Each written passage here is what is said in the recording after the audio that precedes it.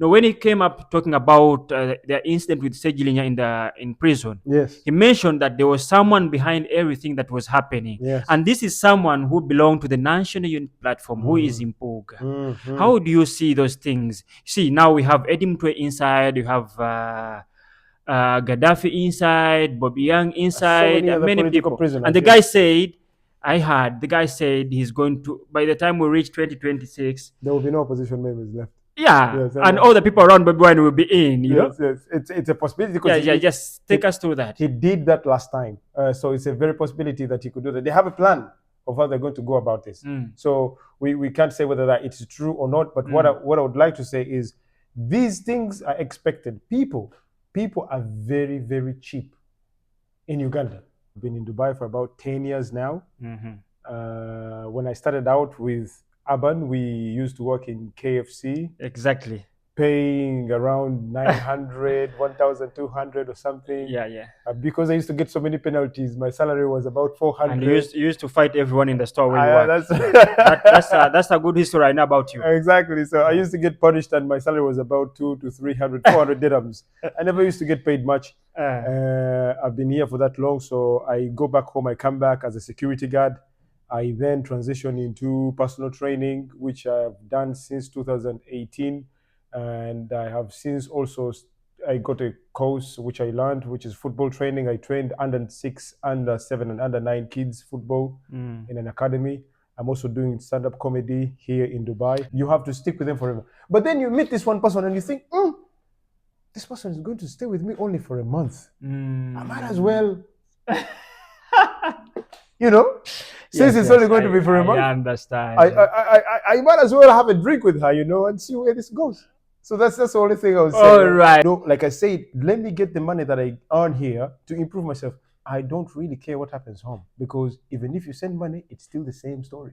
You're gonna send more. No, but like way back home, you have people you need to send money to. 100%. Like to help. So did you like get a small percentage for them? No, I had this conversation with them. I told them, look, guys, if you really, really do care about me, you need to understand that for me to look after you, I need to be in a very good position. In a good position. But if I'm getting 2 million Ugandan shillings and I have to use like 1,000 to keep myself upkeep or whatever, if I'm not going to be suffering, why do I have to give you 1 million and I'm left with nothing? What I should be doing is invest that money in me so I can get what I have now. That was the plan. My plan was to go to a certain level where I can earn 10,000 in a month. In a month, yeah. That giving away 1 million should not be a problem. Exactly. So that was what I was aiming for, and I think it worked out. Yeah, Bismillah. Assalamu alaikum wa rahmatullahi wa barakatuh. Wa alaikum assalam wa rahmatullah. From Dubai to Uganda and around the world, we are going to cover a lot of things in a few minutes. So I would like Mr. to introduce to you himself to you, tell you his names, what he's doing, whatever. So he will first talk about himself and then we go on. Yes. First of all, thank you very much, Mr. Jafex Mawanda Aban. Yes. First of all, also, I would like to congratulate this man. To speak English is not easy. Yeah. I'm trying to recover my English, by the way. That was a very good introduction. I did not expect that. I'm trying. I thought we were going to do so many takes, but I'm so glad that you're doing so well. So, Mr. Aban. Thank you. Me and this gentleman, we started work together back in 2014, right? Yeah, it is 2014, 2025. We're still counting. I don't know when we're going back home, by the way. Even I was just having a conversation with him. I'm telling him maybe 1 or 2 years. He told me that I shouldn't be planning. I should just leave. But I don't think I'll just leave. I'll plan and maybe leave in a year or so. All right.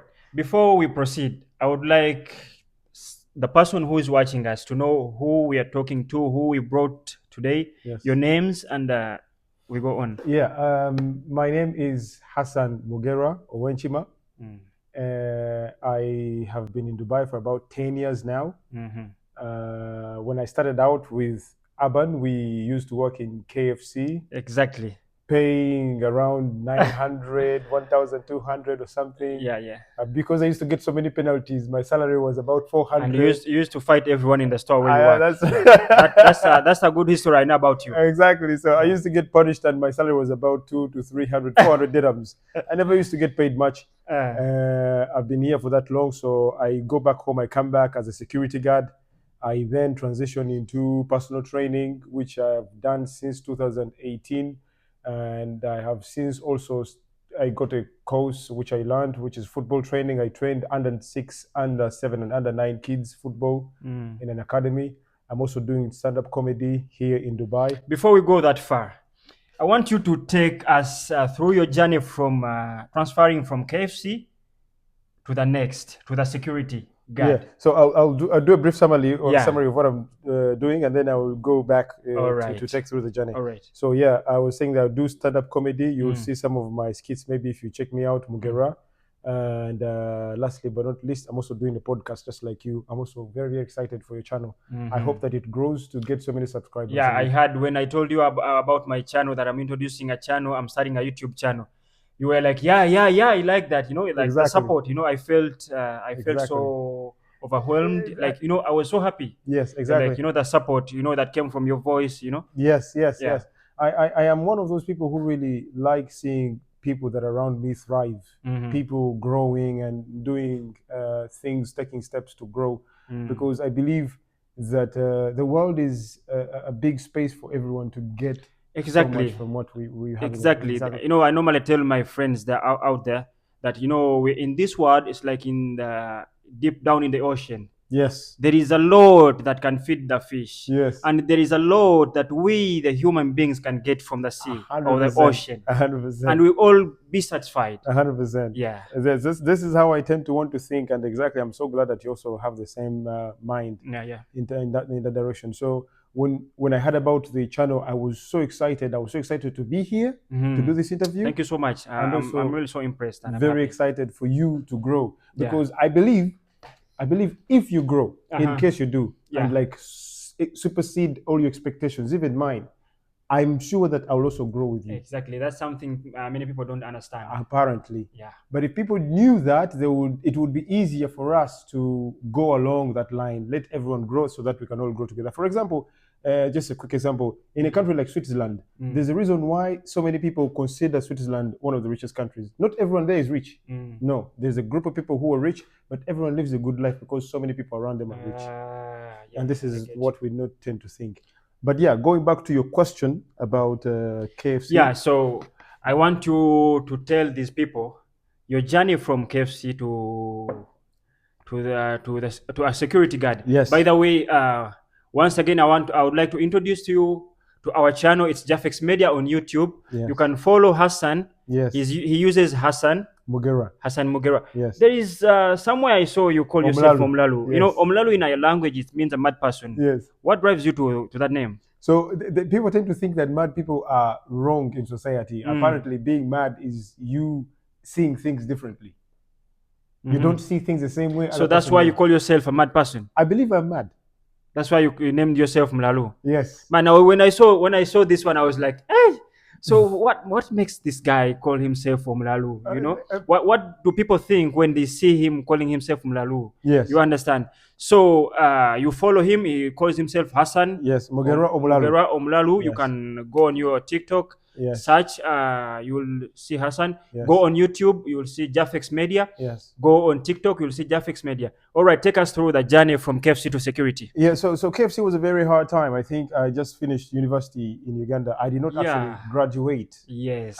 Most of us. Yes. Most of us by the time we came here. I should have graduated, but I was so stubborn in school and I got expelled in my 3rd year. Hassan, hold on.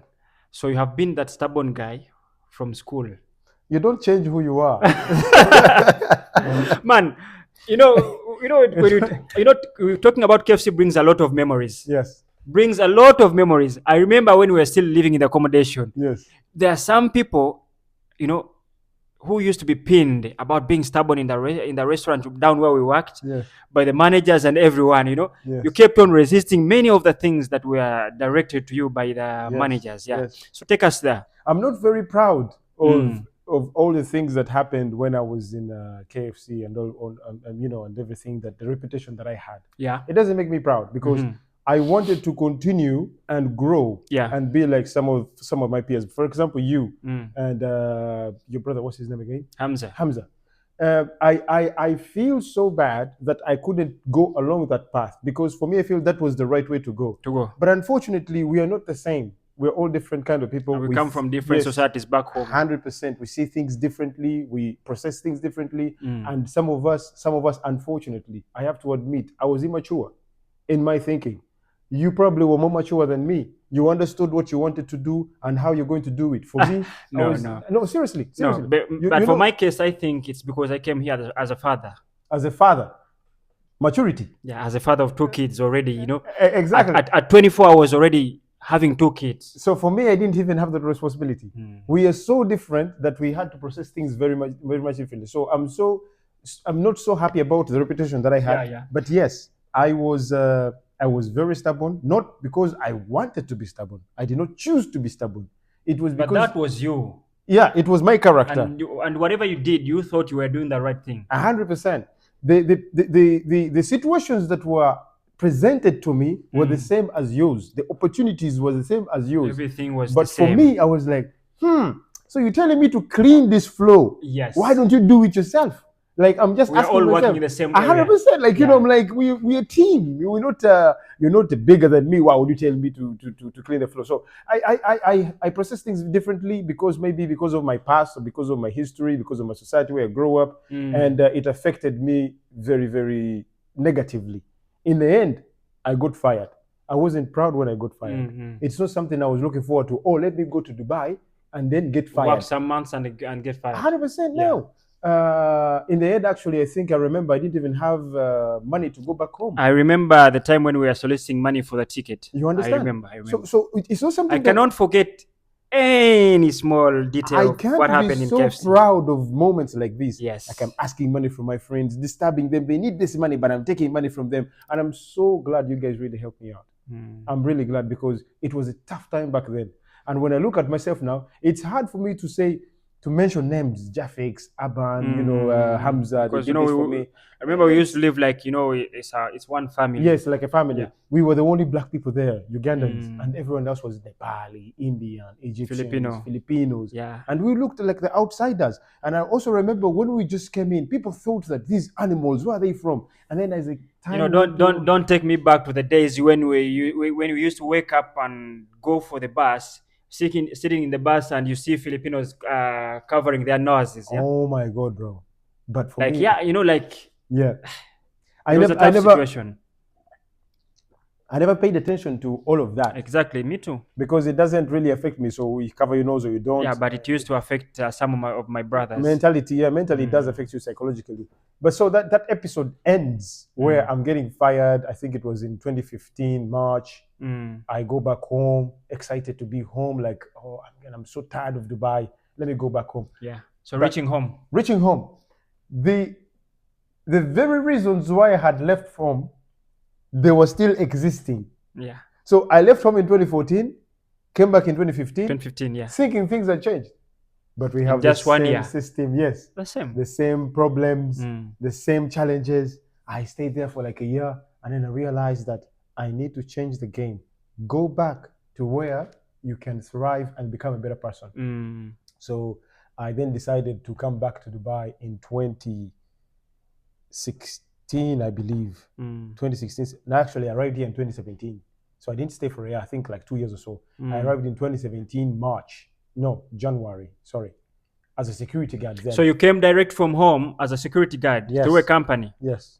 So you know how it works. Actually, same company as before. Remember that those guys? Yeah. So you went back to them? Yes. And when they asked you why you came back, you know, why you didn't continue with KFC, what did you tell them? So they don't ask that because they want the money. They want money. They don't ask you what happened before. They want to make money. In fact, when you go back, you are like a veteran. They treat you differently. Exactly, because you set an example to other people, that Hassan went through these guys, so maybe I can go through them. 100%. So they have to take you again. Yes, and to set another example to other people. Stories there. I was in Dubai, bro. You know, it was funny is at that point in 2017, when you're coming together with other 100 kids or 150 kids, you are the difference.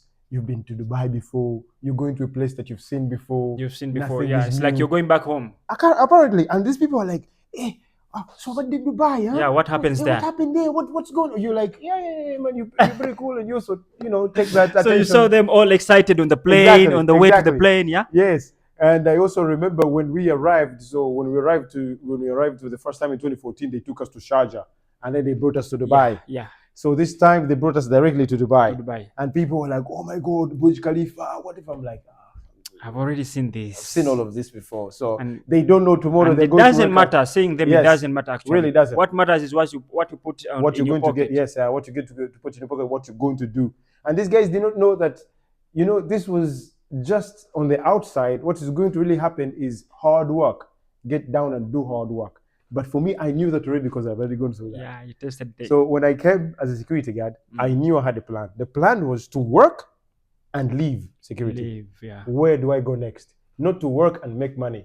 Yeah. And I came with the strategy that when I make money, I don't send money home. You keep the money. Yes. Why? Because I have to improve myself before I improve anyone else.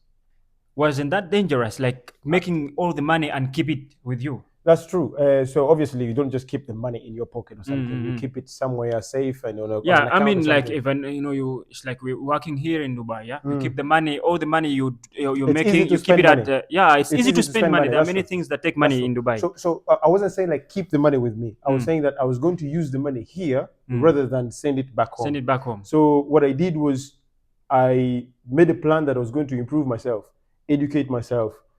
Get courses, get certified, like in personal training. I am certified in football. I have done a course in sign language. I've done courses in environmental and stuff. So, like I said, let me get the money that I earn here to improve myself. I don't really care what happens home because even if you send money, it's still the same story. You're gonna send more. No, but like way back home, you have people you need to send money to. 100%. Like to help.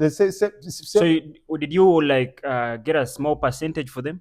No, I had this conversation with them. I told them, look, guys, if you really, really do care about me, you need to understand that for me to look after you, I need to be in a very good position. In a good position. But if I'm getting 2 million Ugandan shillings and I have to use like 1,000 to keep myself upkeep or whatever, if I'm not going to be suffering, why do I have to give you 1 million and I'm left with nothing? What I should be doing is invest that money in me so I can get what I have now. That was the plan. My plan was to go to a certain level where I can earn 10,000 in a month. In a month, yeah. That giving away 1 million should not be a problem. Exactly. So that was what I was aiming for, and it I think it worked out. So after security, then I go. Go on if you have a question. After security, then you went to the training, or did you do the training? Yes. Like for the fitness, did you do the training while in security? Yes. So the days in security were not easy days. As you know, security is a 12 hours shift, 12 hours shift, packed in accommodations. Yes. You don't have to cook here. Where I know there are a lot of things I've heard about that.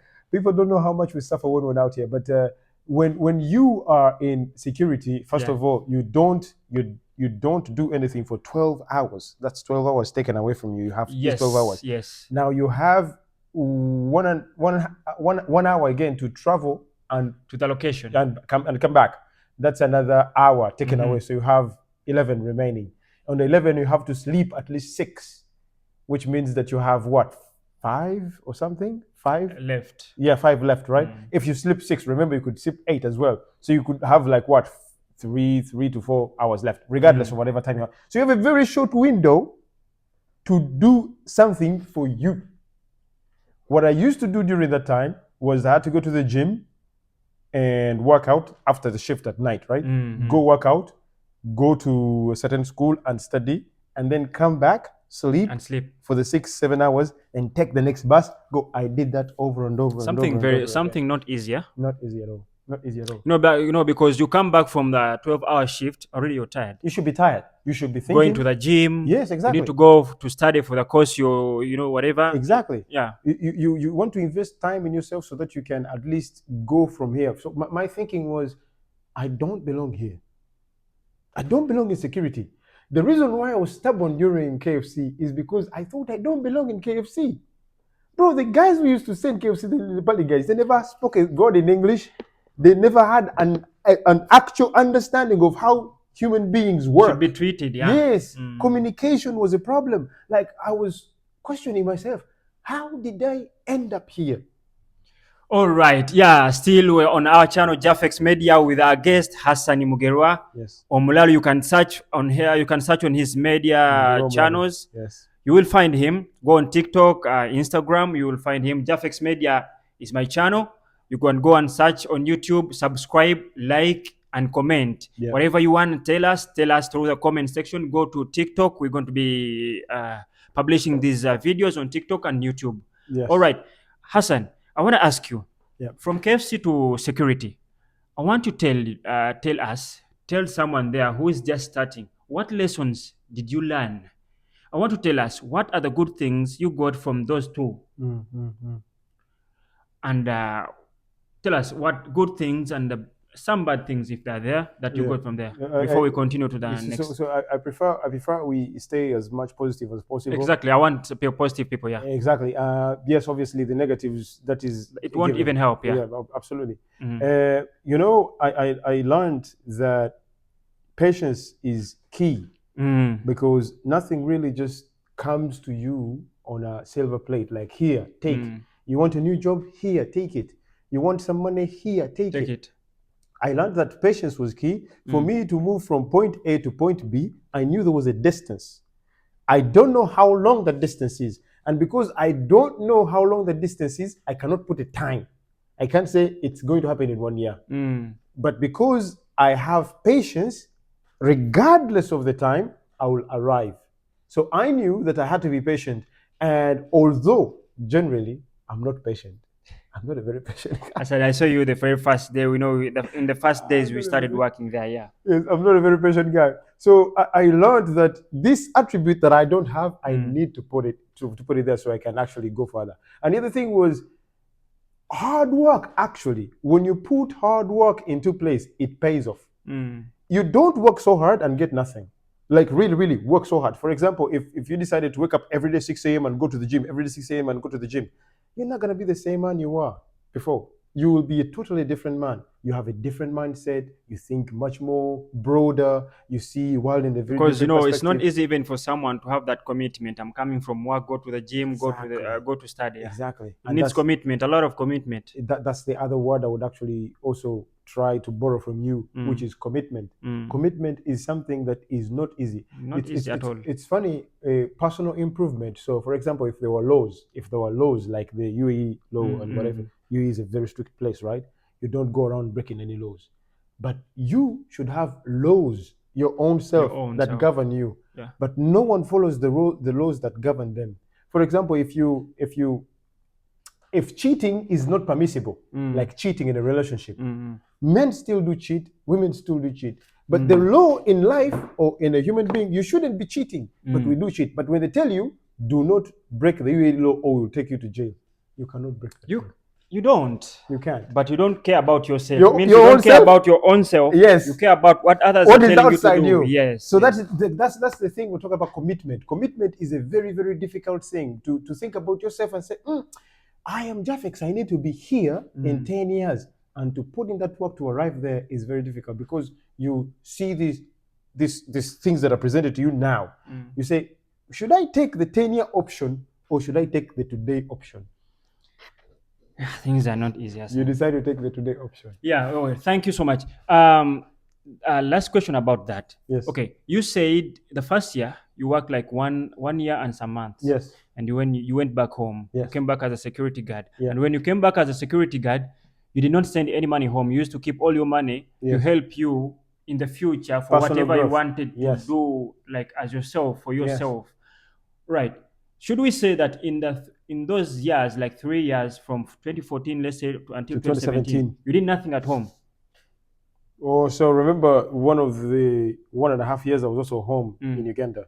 When I was home in Uganda, I used to work for a company called Simba Automotives. And I remember one of these guys, Peter. You know Peter, who used to work with KFC, Ibn Batuta Mall. Even Peter came there to that company and also delivered some things that So I'd you left. worked there. I worked there for some time, and it was a very good working space. I enjoyed it, but I knew that I had to also come back here. So while I was home, I was trying, but things were not working out. So I decided to come back here and push. Now, did I do anything for family Yeah, back like for home? family, like when we come here, we are like, okay, I'm going to Dubai. Mhm. When I reach Dubai, I get some money. I'm going to buy a plot of land. Yes. I'm going to build a house. Mm. I'm going to support my sister at school or my Yes. brother. I will do this for my mother. Blah blah like this. Did you Yes. do anything in those 3 years? So sometimes when because I had a conversation with them, I told them, look, if you want me to grow, you need to understand where I am. I'm not in a place where I can help you now. I wasn't. Yeah, because it doesn't make any sense. So and they understood it. They, whether they did or they did not, I don't understand. I don't know. But I would like to think they did. Yeah. But there were cases where there was a big problem and it needed solving, and they would say we did ABCD, and you push in a little bit of money and All right, thank you so much. That story of security guard and KFC is a very big story But, here in the before you UAE. continue, Yeah. with the story, I would just like to say and be very, very clear on this. I do not support the idea of anyone coming here suffering with a job that pays you 1,200. You're a cleaner. You work in a restaurant for 2,000, and then you're sending money back home. I am so against it, but we can talk about that another day. All right. I'm not going to continue with that story. Yes. All right. You mentioned in the beginning about things you have done and things you're doing at the moment. Yes. In like 5 minutes, I would like you explain to us what is it like to be an African fitness trainer in Dubai. Yeah. Like, that's a very, very good question. yeah. So when I moved from security to go to personal training, I first worked in a hotel. When I worked in that hotel, it was because the guy who taught me the fitness, my fitness course, was kind of had a relationship with the manager who worked at that hotel. So he helped me connect me to that hotel, and I appreciate him so much, along with the manager. They set me up for life. What I did was, when COVID struck, I had started transitioning into freelance personal training. At the hotel, they were giving me a salary, which was more than what I was getting in the security. Yeah. Pretty much the same, but because there was incentives, bonuses, hotels and how they work. So it was good, and plus the accommodation was better. I used to sleep with 4 guys in a single room, 4 guys, in a very tiny room. But this, when I go to the hotel, it was an apartment like this one, where you are 4 guys in there. So it's better. It's better because there's so much room. You can do so much. There's TV. There's no TV in the other place. Yeah, I know the accommodation. You cannot have a TV. You cannot have a cooker. The toilets are shared. You have to share the toilet. You have to share the kitchen. So there was a kitchen there. There was a TV. There was a living room. There was a swimming pool. It was nice. Exactly. I was getting better. But your question was, in 5 minutes, I should share what. Yeah. How does it work? I think it's not easy working with those guys. I've seen some fitness trainers saying, like, as a black person, it's not easy working with those guys. Yes. Because you're not going to work with Africans. Yes. You're going to work with Indians. Yes. Italians. People from Europe and people from many, Arabs. And so they told me it's not easy. I want to know your kind of your part of story. So first of all, you have to always speak a language that you're not comfortable with.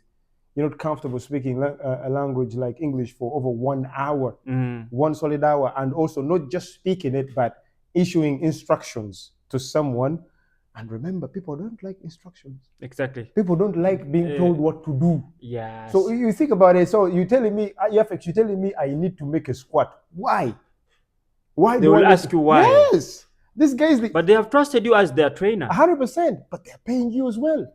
Someone is paying you money, you should be able to explain why you're telling me to do ABCD. And we don't just do squats, we do bench presses, we do deadlifts, we do everything. You need to explain what it does, how it does it, what's the mechanism behind, why do I need to do it, when and how often. So when you answer all these questions to this person, then the person starts trusting you even more. The next time when you tell them to do something, they won't ask questions. Exactly. But the problem, like you said, why it's difficult, why some people find it difficult, because some of them are not as comfortable with English like some others are. But also the knowledge, if you have the knowledge, even if you don't know English, to be fair, if you have the knowledge, then it becomes a bit easier, like the anatomy of a human body. Okay, in the same story, how is it like training a female?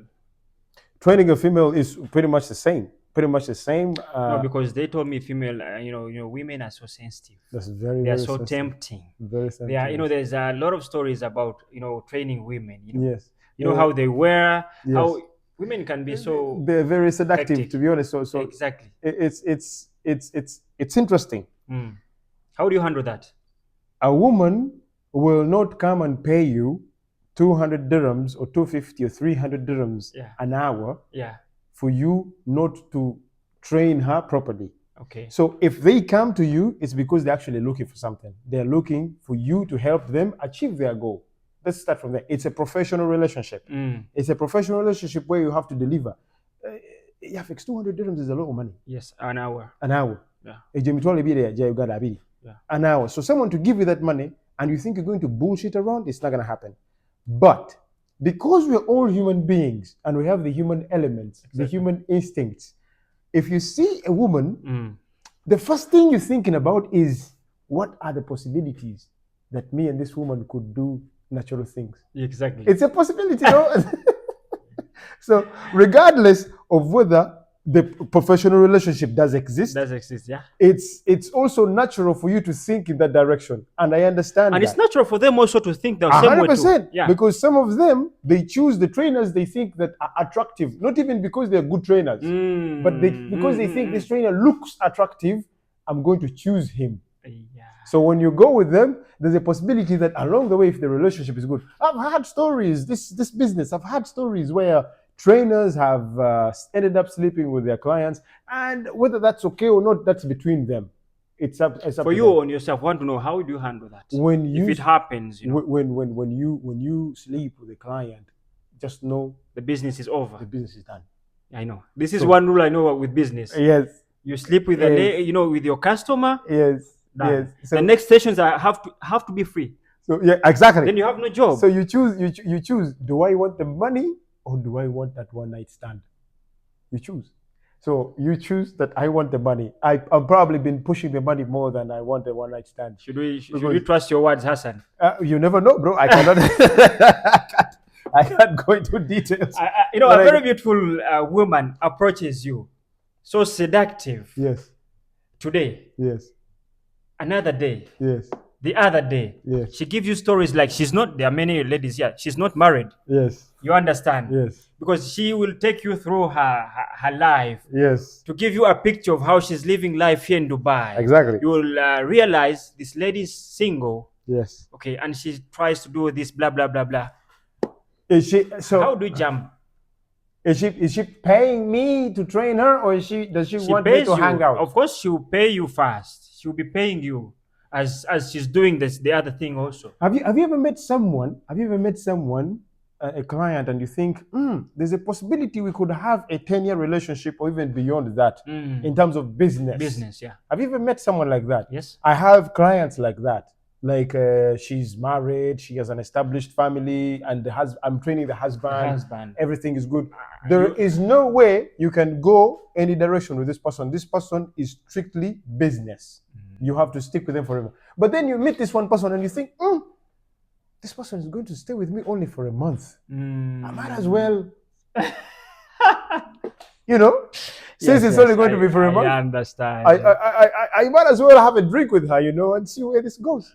So that's the only thing I was saying. All right. Thank you for watching Jafex Media on YouTube. Go on our YouTube channel, subscribe, like, and comment. We're going to be bringing stories of our people, the one we're living with, from different nationalities. All right. What you have to do, subscribe, click, so you can get notifications all the time we upload the video.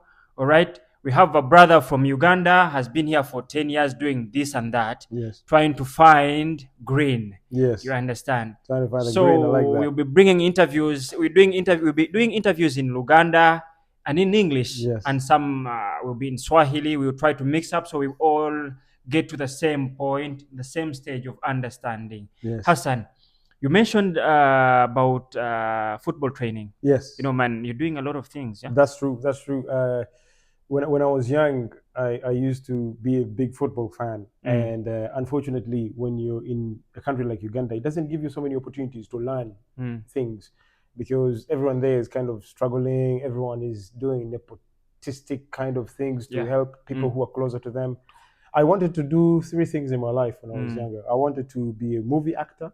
Yeah. I wanted to act movies. You're close to that. You're doing comedy right now. Apparently, yes. So I'm not. I know you're getting close to the movie industry. I'm not far away from where I want to be. Yeah. And I'm so happy with that. I wanted to act in movies.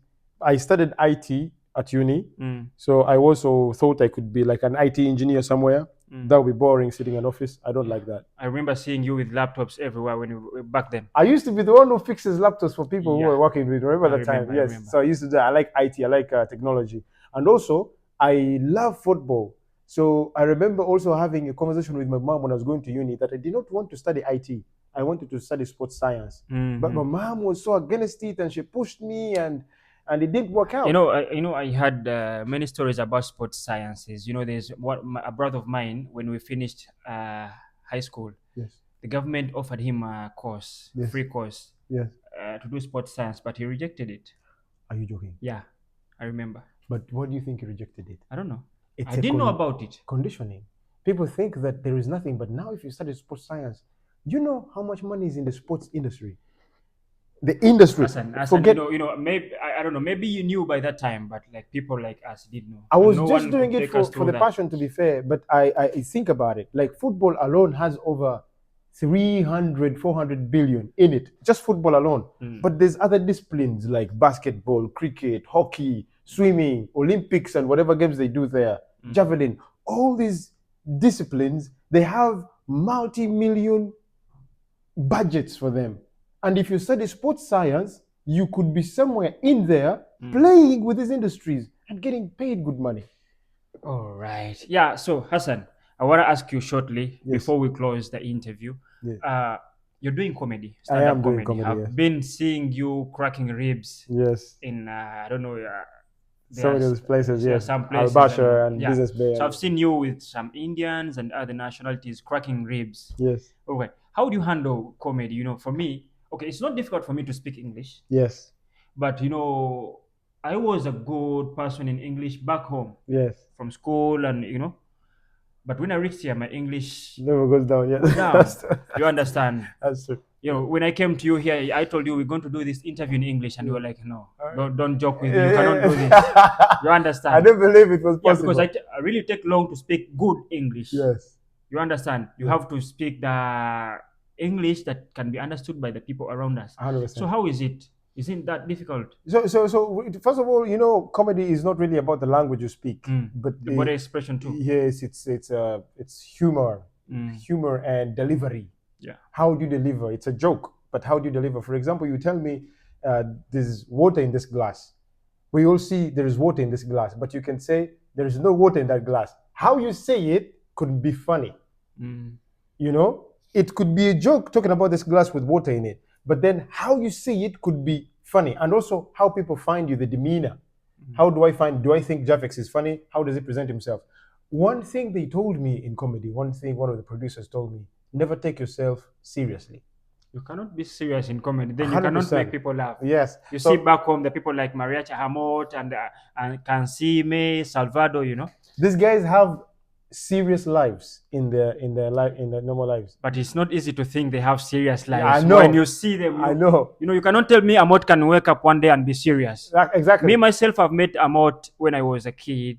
I've seen him now. From day one, I saw Amot. He's never serious. He's never serious. Find him anywhere. But yes, but we also have to think about the fact that he is doing this for you. Yet in his actual private life, like at home, he's a very serious man. Yeah. So someone told me, never take yourself seriously. But the reason why I went in, or I wanted to start to do comedy, was because I always wanted to do comedy. I remember back then when I was in Uganda, I used to watch a certain comedian. His name was Pablo. Pablo, yes. Yeah, Pablo. And then Pablo. I went to school with a guy. His name was Arthur, but you probably don't know him. He used to do stand-up comedy as well. And I said, I want to do this. I would like to do this. But then again, when even I tried, I couldn't get into the industry. So when I came here after COVID, I came across people doing comedy. And then I went and did, yes, I went and did an open mic. Oh my God. See how you know how see how you come back to what you wanted Exactly. after many years. Exactly.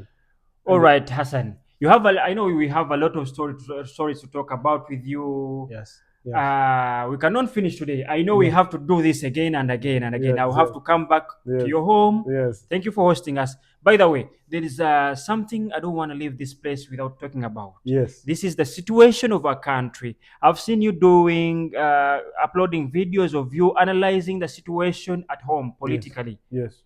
Yes. All right. Are you looking to being a politician at home? Are you trying to be a political analyst or what? Yes. How do you see the situation at home in 5 minutes? Let's cut this short, you know? Yeah, 100%. So we have to agree that we live in different times. Yeah. And the times are changing. But unfortunately, the situations we're living are still the same.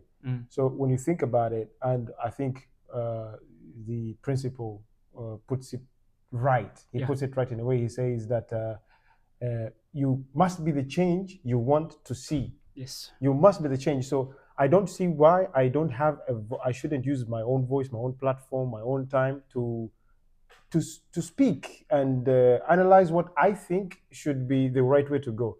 For example, I believe that although we want change, although change should happen, I also believe that there's so many things we need to do before we ask for that change.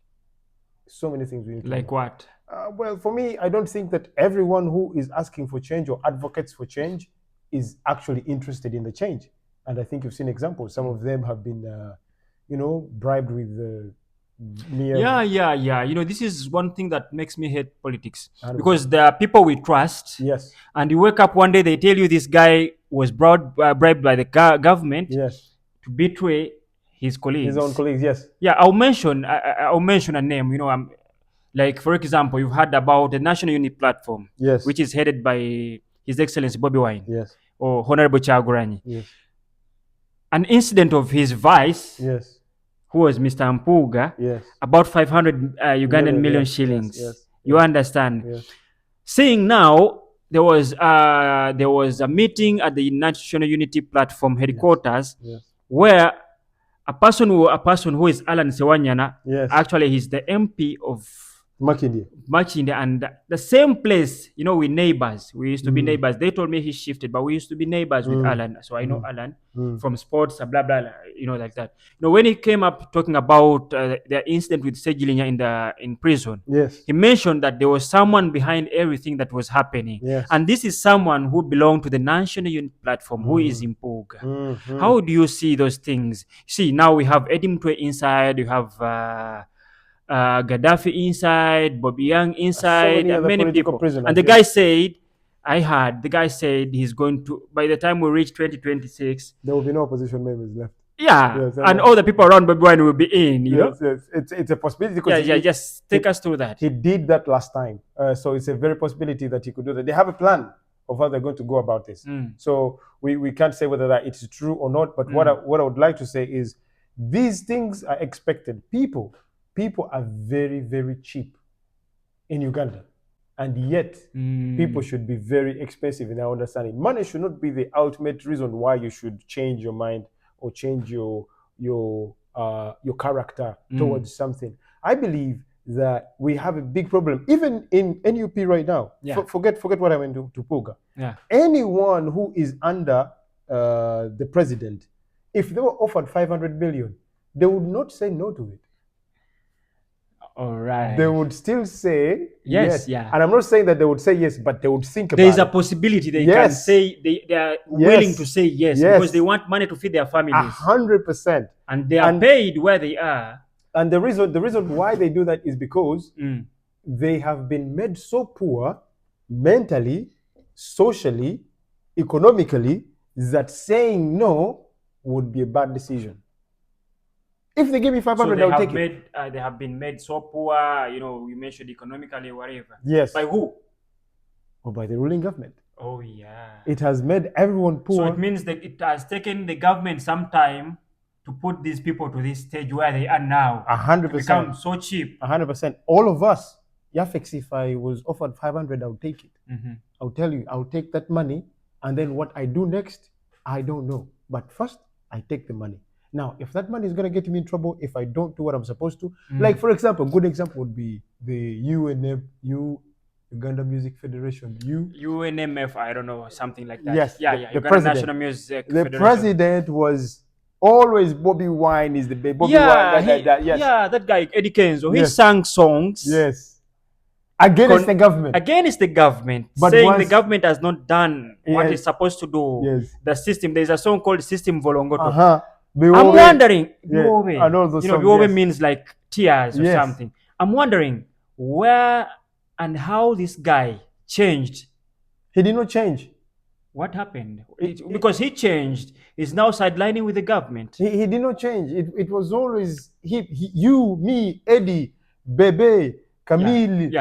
All of us are the same. We live in a broken society that if they give you an option, you would have no option. I understand, Hassan. I understand. You mentioned all these guys.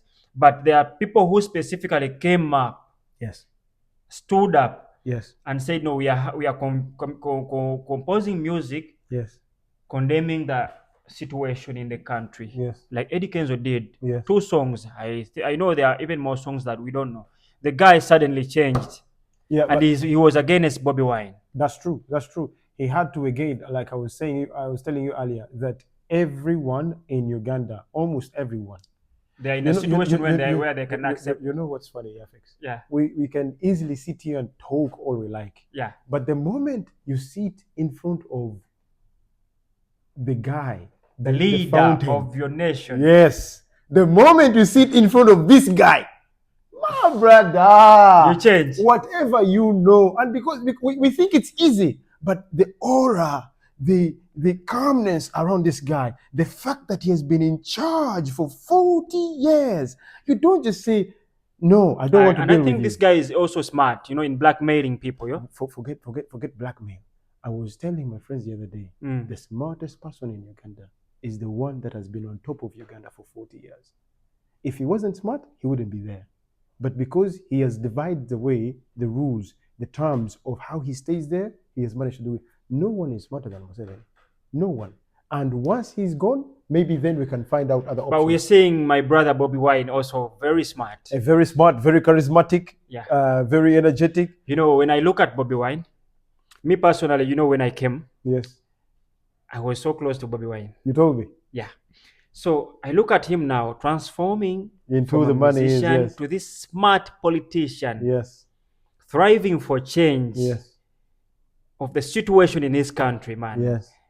I knew personally that guy was smart. Yes. Because we used to talk. I hang out with him as well. Yeah. He used to tell you things, driving you in a very right way. You sit back and realize that, the guy was telling me this. Yes. Yeah, I think this is good for me. You understand? He has been very consistent. But people did not expect this from him, They were surprised. But people never expect anything from you until you actually show them who you are.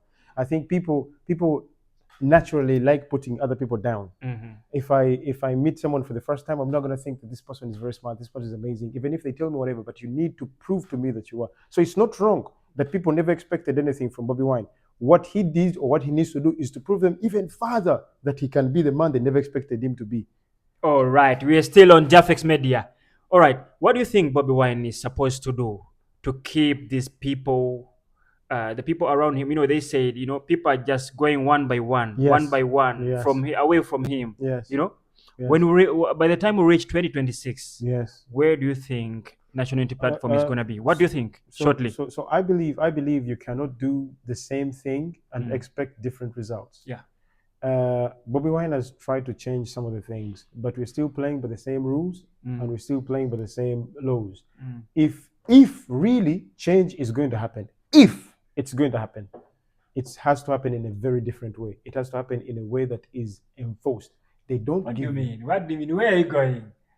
Like, By the way, these are not my words. yes. This is Hassan's words. Yes, You yes. understand? These are not words of the channel, yeah? Yes, yes, Yeah, yes. don't look for me and say blah, blah, blah, you know? Yeah, these are his words. I take responsibility for everything that I'm saying. I believe that I'm not saying anything wrong.